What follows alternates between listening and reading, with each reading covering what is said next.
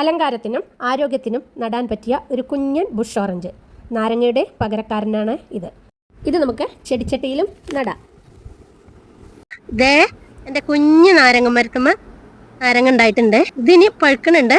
പഴുത്തിന് ശേഷം തിന്നു നോക്കാം ഇത് എന്ത് തരാണെന്ന്. ഓറഞ്ചാണോ ചെറുനാരങ്ങയാണോ? ചെറുനാരങ്ങയല്ല, വെള്ളമൊക്കെ ഉണ്ടാക്കി കുടിക്കണ ഒരു നാരങ്ങയെന്ന് തോന്നുന്നു. സാധാ ചെറുനാരങ്ങയല്ല.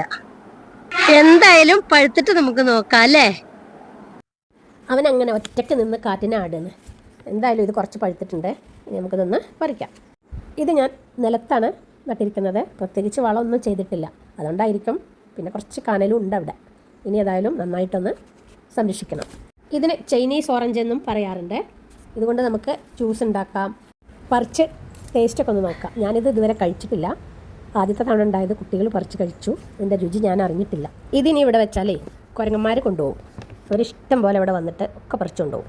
ഈ ബുഷ് ഓറഞ്ച് നമ്മുടെ വീട്ടിലുണ്ടായാലും പെട്ടെന്ന് വിരുന്നുകാരൊക്കെ വരുമ്പോൾ നമുക്കത് പറിച്ചെടുത്ത് ജ്യൂസ് ഉണ്ടാക്കി കൊടുക്കാം. ഇതൊന്ന് തൊലി കളഞ്ഞ് നോക്കാം. തൊലിക്കുമ്പോൾ ഓറഞ്ച് പോലെ തന്നെ കേട്ടോ തൊലി വരുന്നത്. ഇതാ കണ്ടോ, തൊലിക്ക് ഓറഞ്ചിൻ്റെ അത്ര കട്ടിയില്ല. കണ്ടോ, നേരിയ തൊലിയേ ഉള്ളൂ. ബാക്കിയൊക്കെ ഓറഞ്ച് തന്നെയാണ്. ഇനി ഇത് പൊളിച്ചു നോക്കിയാൽ അങ്ങനെ ഉണ്ടോ നോക്കാം. ഇല്ലി തന്നെയാണ്, ഓറഞ്ചിൻ്റെ ഇല്ലി പോലെ തന്നെ ഉണ്ടോ. ഇതിങ്ങനെ പൊളിക്കുമ്പോൾ വായിൽ വെള്ളമൊക്കെ വരുന്നുണ്ട്. പുളിയാണോ നല്ല മധുരമാണോ ഒന്ന് നോക്കാം. ഇതിന് ഓറഞ്ചിൻ്റെ രുചിയാണ്, പക്ഷേ ചെറുനാരങ്ങൻ്റെ പുളിയുണ്ട്. അത്ര പുളിയില്ല, കുറച്ച്. ഇത് മിക്സിയിലിട്ട് ജ്യൂസ് അടിക്കാൻ മാത്രമല്ല, ആകെ ഒന്നുള്ളൂ. അപ്പോൾ നമുക്കിത് ഇങ്ങനെ പിഴിഞ്ഞിട്ടൊന്ന് ജ്യൂസാക്കി നോക്കാം. അതിൻ്റെ നീരെടുത്ത് മുഴുവനും നീര് പോന്നിട്ടില്ല, ഒന്നും കൂടി പിഴിഞ്ഞ് നോക്കാം. കുറച്ച് നീരിട്ടിട്ടുണ്ട്. ഇനി അതിലേക്ക് പഞ്ചസാര ഇടാം. നിങ്ങൾക്ക് വേണമെങ്കിൽ ഉപ്പ് ഇടാം കേട്ടോ. പഞ്ചസാര ഇട്ട് കുറച്ച് വെള്ളം ഒഴിച്ച് നല്ല പോലെ കലക്കി നമുക്കൊന്ന് കുടിച്ച് നോക്കാം.